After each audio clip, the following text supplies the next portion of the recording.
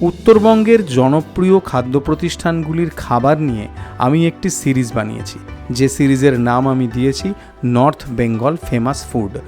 আজকের এই episode north Bengal famous food সিরিজের প্রথম পর্ব। আজকের এই পর্বে আপনারা দেখবেন আমি জলপাইগুড়ি শহরের দুটি আইকনিক খাদ্য প্রতিষ্ঠানে গিয়েছিলাম এবং তারপর আমি পৌঁছিয়ে গিয়েছিলাম ডুয়ার্সের লাটাগুড়ির একটি অত্যন্ত জনপ্রিয় বাঙালি ভাতের হোটেলে। এই পুরো পর্বে খাবার যেমন আছে তেমনই উত্তরবঙ্গের প্রকৃতিও আছে। এই পর্বের মতো এই গোটা সিরিজেই খাবারের পাশাপাশি উত্তরবঙ্গের প্রকৃতিও নানাভাবে আমার ক্যামেরায় ধরা দিয়েছে। আশা করব এই পর্ব এবং এই গোটা সিরিজ দেখতে আপনাদের মন্দ লাগবে না। তাহলে আসুন জিপসি বংয়ের সাথে উত্তরবঙ্গের ফেমাস খাদ্য প্রতিষ্ঠানগুলির খাবার নিয়ে এই সিরিজ শুরু করে দেওয়া যাক।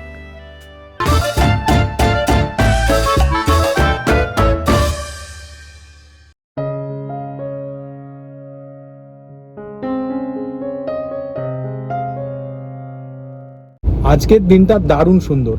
সকাল থেকে মেঘলা ছিল, এখন বৃষ্টি শুরু হয়েছে আর আমরা শিলিগুড়ি শহর ছাড়িয়ে জলপাইগুড়ি শহরের উদ্দেশ্যে বেরিয়ে পড়েছি। জলপাইগুড়ির কিছু পপুলার খাদ্য প্রতিষ্ঠানে যাব, খাওয়া দাওয়া করব এবং সেই সব কিছু আপনাদের সাথে শেয়ার করব, এমনটাই আমার প্ল্যান। অ্যাজ অলওয়েজ জিপসি বং চ্যানেলে চেষ্টা করব আজকেও একটা ভালো কন্টেন্ট আপনাদেরকে প্রেজেন্ট করার। আমরা চলতে থাকি এবং বৃষ্টি দেখতে থাকি। ওয়েদারটা দারুণ সুন্দর। এই রকম ওয়েদার এই বাড়ি থেকে বেরিয়ে পড়তে হয়, চলো লেটস গো এইরকম গান গাইতে গাইতে একেবারে জলপাইগুড়ি শহরে পৌঁছে দেখা হচ্ছে আপনাদের সাথে। ভিডিও ভালো আসতে চলেছে, কিন্তু একটা solid content north Bengal famous food ট্যুরের। মে মাসের প্রথম দিনের এই বৃষ্টি ভেজা আবহাওয়া উত্তরবঙ্গের স্নিগ্ধ সৌন্দর্যকে কয়েক গুণ বাড়িয়ে দিয়েছিল। অবশ্য কিছু দূর যাওয়ার পর দেখলাম বৃষ্টি থেমে গেল। বুঝলাম এদিকটায় বৃষ্টি না হলেও এখনো পর্যন্ত মেঘলা ওয়েদার আছে। জলপাইগুড়ি শহরের সাথে আমার পরিচয় শ্রদ্ধেয় শ্রী সমরেশ মজুমদারের লেখা থেকে। কিছু দূর যাওয়ার পর পৌঁছে গেলাম জলপাইগুড়ি শহরে এবং সর্বাগ্রে এসে থামলাম জলপাইগুড়ি শহরের রায়কোট রাজবংশের আমলে তৈরি ঐতিহাসিক নিদর্শনমণ্ডিত এই সিংহদুয়ারের সামনে। আসুন আপনাদের সাথে একজনের আলাপ করিয়ে দিই, যিনি আমার সাথে আজ সারাদিন থাকবেন। জলপাইগুড়ি শহরে চলে এসেছি। এখন আমরা দাঁড়িয়ে আছি সিংহদুয়ারের সামনে। আর ইনি হচ্ছেন অর্ঘ। এনার সাথে গতবার যখন আমি শিলিগুড়ি এসেছিলাম ডেলাকোবার চমচমা ভিডিও করেছিলাম, হয়েছে। থ্যাংক ইউ সো মাচ আসার জন্য। আর আজকে আপনি টাইম দিচ্ছেন। সিংহদুয়ারের উল্টো দিকেই এই মন্দির। অর্ঘর কাছ থেকে জেনেছিলাম এটি মনসা মন্দির এবং এই মন্দিরের পাশেই বিরাট বড় দিঘি। ওয়েদার ভালো ছিল, মৃদুমন্দ হাওয়া দিচ্ছিল, তাই এখানে দুদণ্ড সময় কাটিয়েছিলাম। আর সত্যি কথা বলতে এই সিংহদুয়ারটা দেখতে আমার বেশ লাগছিল, কিন্তু ওই যে বলে খিদে বড় বালাই, তাই কিছুটা সময় এখানে কাটানোর পর আমি এগিয়ে গিয়েছিলাম জলপাইগুড়ি শহরের দিনবাজার অঞ্চলের দিকে। দিনবাজারে বিশ্বনাথের কচুরি জলপাইগুড়ি শহরের একটি অত্যন্ত প্রসিদ্ধ স্ন্যাক্সের দোকান। কচুরি সিঙ্গাড়া পাওয়া যায়। দোকানের সামনে পৌঁছে দেখলাম দৈনন্দিন ব্যস্ততা শুরু হতে চলেছে। বিশ্বনাথবাবু দোকানে ছবি হয়ে বিরাজমান। দোকানের বাইরে একজন কর্মচারী যত্ন করে সিঙ্গাড়ার জন্য ময়দা তৈরি করছিলেন। সিঙ্গাড়া, কচুরি এগুলোই এই দোকানে পাওয়া যায়। আর এই যে লেচিগুলো দেখছেন, এই লেচিগুলোকেই হাতের শেপ দিয়ে কচুরি তৈরি করে ভাজা হবে। এই লেচির ভেতরে হিং সমৃদ্ধ ছাতুর পুর আছে। আগে থেকে কিছু সিঙ্গাড়া ভেজে রাখা ছিল এবং কাস্টমাররা সে সমস্ত সিঙ্গাড়া খাওয়া দাওয়া করছিলেন। এদিকে কচুরি বেলার কাজ চলছিল এবং পাশেই কচুরি ভাজারও কাজ চলছিল। কচুরি সিঙ্গাড়া নমিনাল দামে পাওয়া যায় এমনটা দেখলাম। দোকানে ছিলেন এই সময়ের থার্ড জেনারেশন। খাস্তার ভেতরে যে পুরটা, ওটা ছাতু নাকি ছোলার ডাল? ওটা একটা বেসন মিক্সচার তারপরে মশলা তৈরি। হিং হলো আমাদের, যেহেতু হিং আমাদের এখানকার না, লোকাল হিং ইউজ করি না, আমাদের বাইরে হিং আছে, অমৃতসর থেকে আসে, পাঞ্জাব থেকে কোরিয়ার করে এখান থেকে, ওখান থেকে আসে।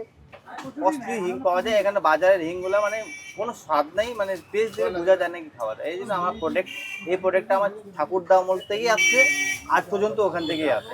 প্রায় 60 বছর উপরে, 40-45 বছর থেকে এক দোকান থেকেই মালামাল আসে। আচ্ছা, এই দোকানের বয়স তাহলে 60 বছর হলো। 60 বছর উপরে। আপনার ঠাকুরদা করেছেন? আমার ঠাকুরদা না, আপনার থার্ড জেনারেশন? হ্যাঁ, থার্ড জেনারেশন। আমার ঠাকুরদার নাম হলো বিশ্বনাথ, ওনারই নাম বিশ্বনাথ রায়। আচ্ছা, ওনার দোকান, ওনার নামেই দোকানটা আছে। আচ্ছা, বিশ্বনাথের কচুরি একবারে এক লোকে চিনি। আচ্ছা, বিশ্বনাথের জনপ্রিয় কচুরি 15 টাকা প্রতি পিস। এটা আমরা মোটামুটি জলপাইগুড়িতে এটার নাম আছে। আচ্ছা, ওই যেটা সবাই বললো, যেটা পুরটা হচ্ছে সবচেয়ে বড় ইম্পর্টেন্ট এখানকার। বাকি সব জায়গাতেই পাওয়া যায়, এখানে অনেক দোকান আছে, কিন্তু পুরটা হচ্ছে খুব ইম্পর্টেন্ট এখানকার। ওনারা বললেন যে ওনারা অমৃতসর থেকে নিয়ে আসেন কিছু মশলাপাতি। কচুরির ভেতরে মশলার যে পুর সেটা কিন্তু বেশ ভালো পরিমাণে, আর এটা একদম খাস্তা কচুরি, বেশ ভালো মতো ময়ান দেওয়া।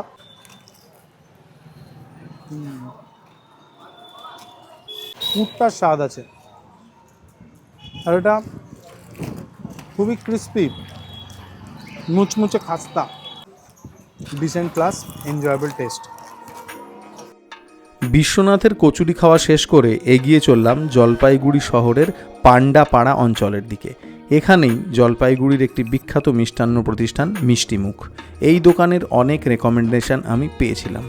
দোকানের ভেতরে পৌঁছে একটু হকচকিয়ে গেলাম এই দোকানে মানুষের ভিড় দেখে। কোনো মতে এই ভিড়ের মাঝখান দিয়ে নিজের ক্যামেরা গলিয়ে মিষ্টিমুখের মিষ্টি আমার ক্যামেরার সামনে ধরা দিল। যত রকমের বাঙালি স্বাদ সমৃদ্ধ মিষ্টি একটি ভালো মিষ্টান্ন প্রতিষ্ঠানে থাকা সম্ভব, সেই সব কিছুই এই মিষ্টিমুখ দোকানে দেখতে পেলাম। এনাদের দইয়েরও অনেক সুনাম শুনেছিলাম। রসের মিষ্টি, সন্দেশ সব কিছুই মজুদ ছিল। ওই যে বললাম, একটি ভালো মিষ্টান্ন প্রতিষ্ঠানে যত রকমের মিষ্টি বাঙালির মিষ্টি দাঁতকে অর্থাৎ সুইট টুথকে স্যাটিসফাই করার জন্য থাকতে পারে, তার সব কিছু ছিল।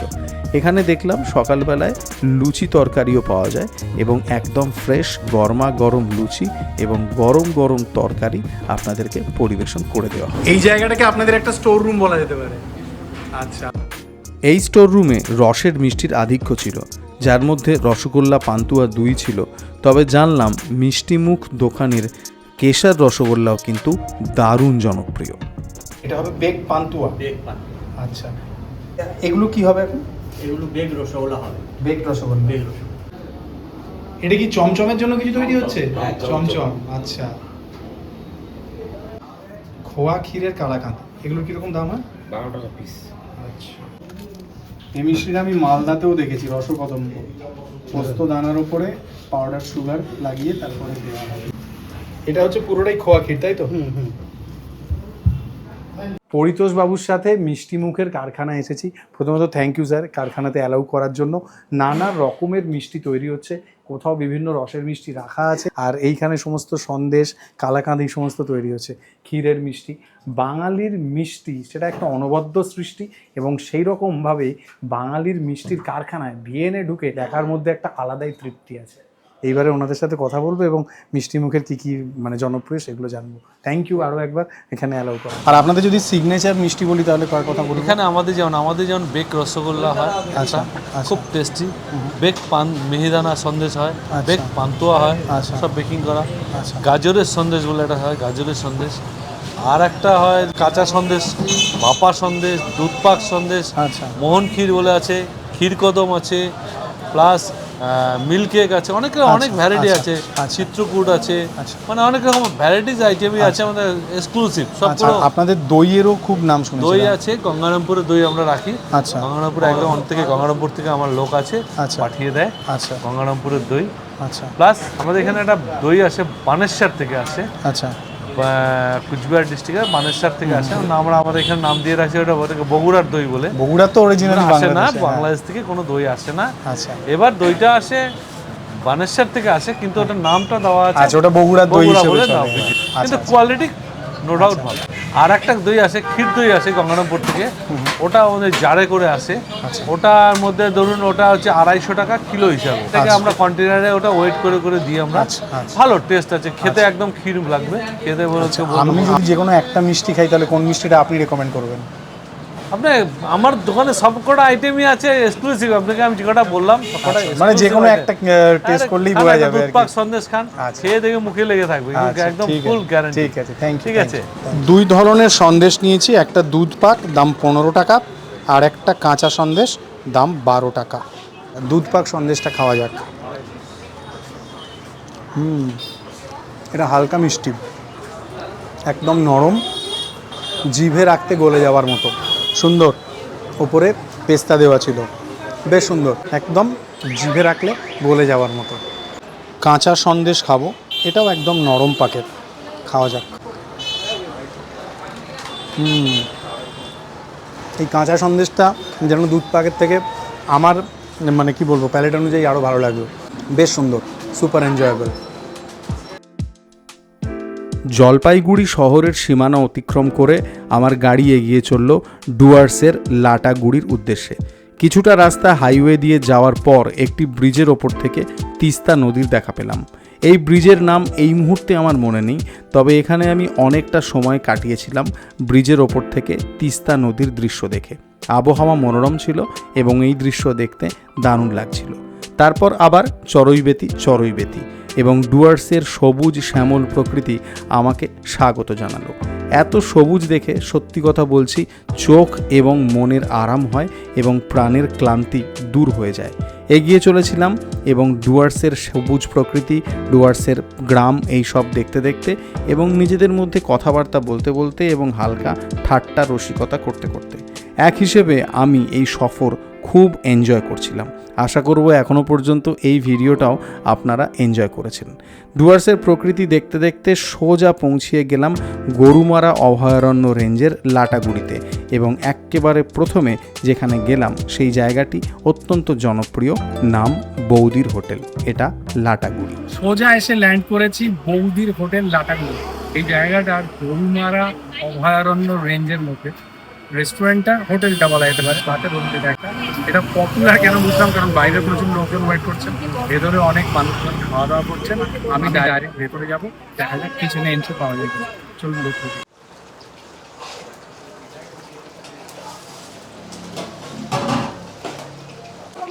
খাসির মাংস রেডি হচ্ছে? আচ্ছা, এতে তাও কত কেজি হবে? 11-12 কেজি। আচ্ছা আচ্ছা আচ্ছা আচ্ছা, মানে 6 কেজি অলরেডি রান্না হয়ে গেছে, 12 কেজি মানে, হ্যাঁ বুঝেছি। প্রত্যেক দিন কি মোটামুটি 18-20 কেজি হয় নাকি? আচ্ছা আচ্ছা, মানে ট্যুরিস্ট যখন বেশি থাকে আর কি উইকেন্ডগুলোতে। নদীর ছোট মাছের চচ্চড়ি, তাই তো? আচ্ছা, এগুলোকে কি নদীয়ালি বলে? আচ্ছা আচ্ছা আচ্ছা, কালিয়া টাইপের। নাইস, বড় বড় পিস আছে মাটন। আগের যে 6 কেজি রান্না হয়েছিল সেটা এটা, তাই তো? মাটন। নাইস। আপনাদের প্লেটে কয় পিস করে থাকে? 4 পিস থাকে। সুন্দর। হাফ পোর্শনও আছে নাকি? হাফ নেই, শুধু 4 পিসটা হাফ। আচ্ছা আচ্ছা, 4 পিসে হচ্ছে হাফ আর 8 পিসে ফুল। এইটা হলো আপনার চিকেন। আচ্ছা, এটা তো ব্রয়লার। হ্যাঁ, ব্রয়লার চিকেন। এটাও কি ওই 4 পিস আর 8 পিস? হ্যাঁ, আচ্ছা আচ্ছা। ট্যাংরা মাছের ঝোল, লোকাল ট্যাংরা। লোকাল দেশি ট্যাংরা। হ্যাঁ, দেশি ট্যাংরা। খুব সুন্দর। পাবদা আর বাটা পাতলা ঝোল। হ্যাঁ, বেগুন দিয়ে পাতলা। আলু বেগুন দিয়ে পাবদা আর বাটা মাছের পাতলা ঝোল। ইলিশ ভাপা, সর্ষে পোস্ত। সর্ষে পোস্ত দিয়ে ইলিশ ভাপা। নাইস। এরকম পোর্শনে থালির সাথে আমের চাটনি যায় আর কি। আচ্ছা আচ্ছা। আপনার কিচেন কিন্তু দারুণ পরিষ্কার, দারুণ, খুব পরিচ্ছন্ন কিচেনটা, আমার ভালো লাগলো। হ্যাঁ হ্যাঁ হ্যাঁ হ্যাঁ, একদম একদম একদম একদম। মাগুর মাছের ঝোল হয়েছে, ঠিক আছে। এই তো জল হাঁড়ির মধ্যে জলে আছে মাগুর মাছ। নাইস নাইস, খুব ভালো। বৌদির হোটেলের যিনি পার্টিকুলার বৌদি তিনি হচ্ছেন আপনি। আচ্ছা, আপনার নামটা যদি একটু বলেন প্লিজ। আমার নাম হলো দুকারান। আচ্ছা, আর বাইরে যার সাথে কথা হলো যে ছেলেটির সাথে? আমার ছেলে। আচ্ছা আচ্ছা আচ্ছা। কতদিন হলো এই হোটেলের বয়স? মোটামুটি 23 বছর। আমি 23 বছর। আচ্ছা, কাঠের জালে রান্নার একটা আলাদা স্বাদ আছে, তাই না? হ্যাঁ, কাঠের জালে। এগুলো দেশি খাসি তো? কাঠের জালে দেশি খাসি। নাইস।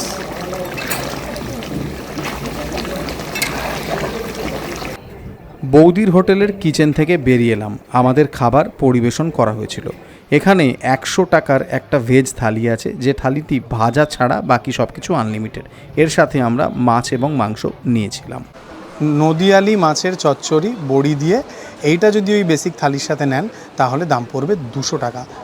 কাতলা কালিয়া বেসিক যে 100 টাকার সবজি থালি দেখালাম, তার সাথে এই কাতলা কালিয়া নিলে দাম পড়বে 160 টাকা।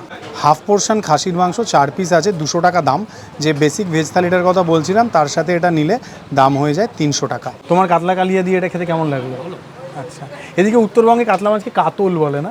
কাতল বলারই ট্রেন্ড আছে। আমি আমি আগেরবার শিলিগুড়িতে এসেও দেখলাম এটা। কাতলা ব্যাপারটা এখানে খুব একটা চলে না, কাতলা বলে কিন্তু কাতলটা হচ্ছে চলে। আচ্ছা, এই যে থালি যেটা বললাম সেটা তো বললাম এই আলু ভাজাটা ছাড়া আনলিমিটেড সার্ভিং, আর এই কাতলা মাছ বা মাংস এগুলোরও ঝোল যতবার চাইবে পাওয়া যায় আর কি, এরকম একটা ব্যাপার আছে। যেটা বেসিক ভেজ থালি আছে তার থেকে অল্প অল্প করে কিছু সবজি তুলে নিলাম, কারণ অত কিছু আমি খেতে পারবো না। আপাতত এই শুক্তো দিয়ে খাওয়া যাক একদম বাঙালি মতে।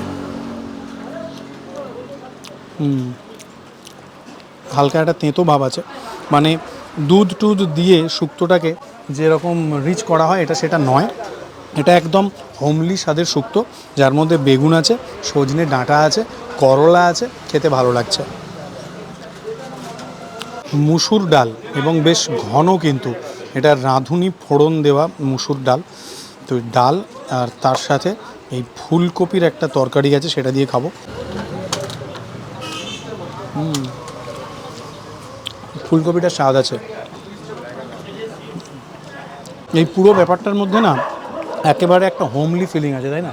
একদমই একটা বাড়ির খাবার। তুমি এখানে কষ্ট করে বসে না থাকে উঠেও যেতে পারো, আমার কোনো ব্যাপার না, মানে অ্যাটেন্ডেন্স দিতে হবে না তোমার, সেটাই আমি বলছি আর কি।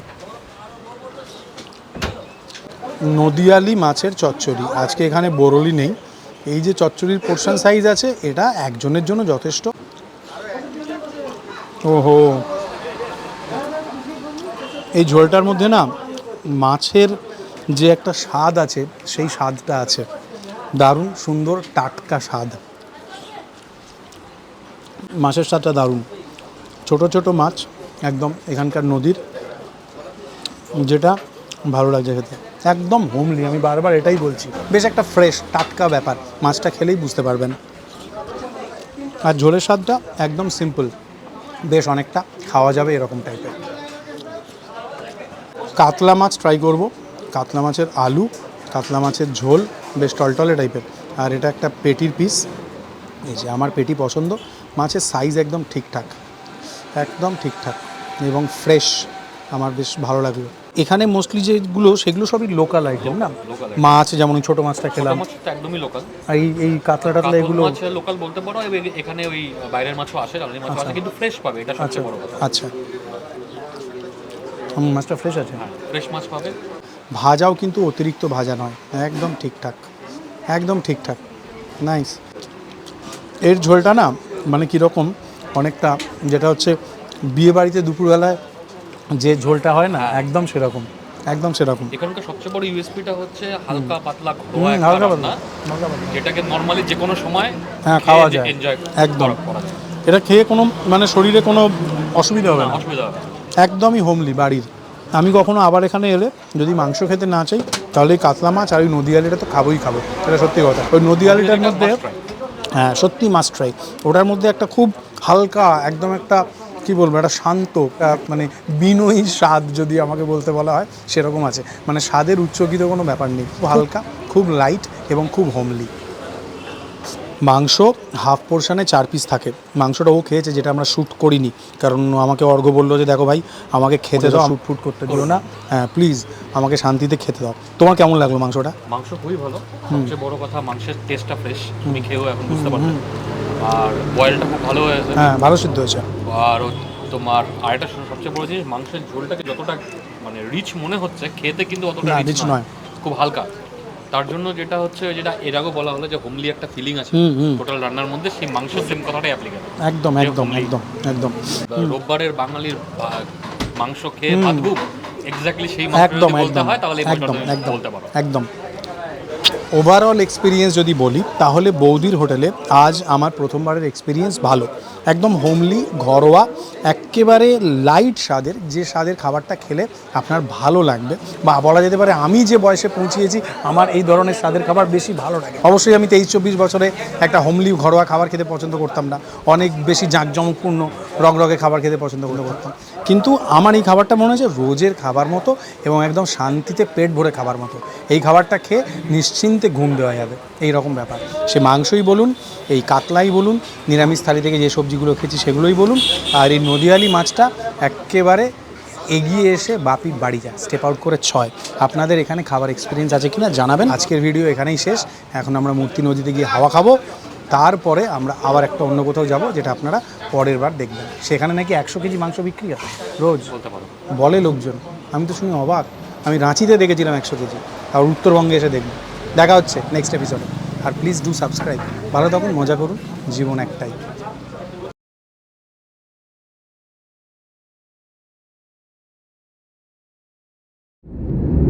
एक मैं और एक तू है, और हवा में जादू है, धड़कनों में काबू है, समझो सारे बात बाकी वक्त का क्या भरोसा, बन के पानी बह जाए कल अगर ना मिल पाए, रह न जाए बात बाकी, कम टू मी, हम भुला दे सारा जहां। আমি শুনেছিলাম মূর্তিতে নাকি লোকাল ছেলেমেয়েরা চানও করে, মানে ছেলেরা চান টান করে। আচ্ছা, মূর্তির জল তো খুব ক্লিয়ার। না না, আমি চান। হ্যাঁ, আপনি চান করেন করেন। গামছা নিলে করতাম। গামছা নিয়ে নিচ্ছে ওখানে গামছা দোকান আছে। হ্যাঁ, আমার কিছু লাগবে আমাকে বলো। না অপেক্ষা করলে দেখা যাবে ওই গজল ডোবার ওখানটা, কারণ সকালবেলায় আমি দেখলাম নিজে ভুট্টা খেতে আসছি। ভুট্টা খেতে আসছে। তুমি তখন থেকে রেকর্ডিং করে যাচ্ছ নাকি? তাই বলো, নামতে পারো, জলটা ভালো লাগছে। মাছ হচ্ছে নাকি? সব থেকে মজা লাগে ওই পিলারটা নিচে খাওয়া যেরকম। তারপরে ওই বিজয়ের ওখানে পাবো তো? বিজয় না, কি নাম? চন্দন, বন্দনা। আমার নামের অবস্থা দেখছো তো, বিজয়, চন্দন, বন্দনা। তুমি মাটনই ফলো করবে। হ্যাঁ, মাটন ওখানে যে কোনো সময় পেয়ে যাবে।